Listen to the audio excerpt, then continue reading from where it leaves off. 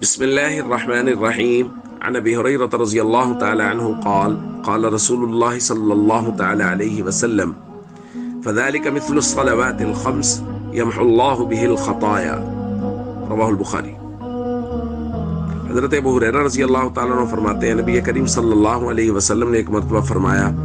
ارأیتم لو ان نہرا بباب احدکم، تمہارا کیا خیال ہے کہ اگر کسی کے دروازے پر ایک نہر ہو یغتسل فیہ کل یوم خمسہ، اور وہ 5 مرتبہ اس میں دن میں غسل کرے، ما تقول، تمہارا کیا خیال ہے، ذالک یبقی من درنی، یہ بات اس کے جسم پر کوئی میل کچیل چھوڑے گی یہ غسل کرنا 5 مرتبہ؟ قالوا، صحابہ نے عرض کیا لا یبقی من درنہ شیئا، نہیں یا رسول اللہ اس کے جسم پر کوئی میل کچیل باقی نہیں رہے گا۔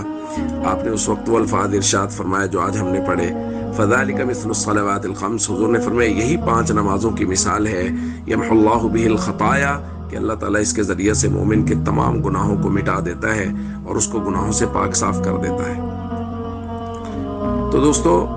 نماز پڑھنا ایک تو اللہ کی طرف سے ہماری ڈیوٹی ہے، ذمہ داری ہے، اللہ نے اور اس کے رسول صلی اللہ علیہ وسلم نے ہماری ذمہ داری لگائی ہے کہ ہم نے 5 وقت پابندی سے نماز پڑھنی ہے، اور اس پر اللہ کی کرم نوازی دیکھیے کہ اللہ فرما رہے ہیں کہ جو شخص پابندی سے نمازیں پڑھے گا اس کے درمیان والے تمام گناہوں کو معاف کر دیا جائے گا۔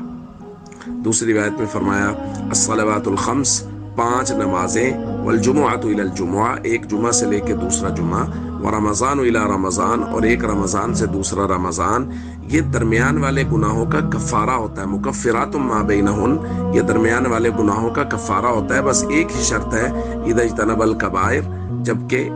آدمی کبائر کا مرتکب نہ، ان سے بچتا رہے، کبیرہ گناہوں سے بچتا رہے، اگر ہو جائیں تو توبہ کر لے، تو چھوٹے موٹے جتنے گناہ ہیں وہ ایک نماز سے دوسری نماز تک سارے گناہ معاف ہو جاتے ہیں، ایک جمعہ سے دوسرے جمعہ تک جو صغیرہ گناہ ہوئے ہیں وہ سارے معاف ہو جاتے ہیں۔ اس لیے ہم سب کو پوری پابندی کے ساتھ کوشش کرنی چاہیے کہ ہم 5 وقت پابندی سے نماز پڑھیں تاکہ ہمارے تمام تر گناہ اللہ اپنی رحمت سے معاف فرما دے۔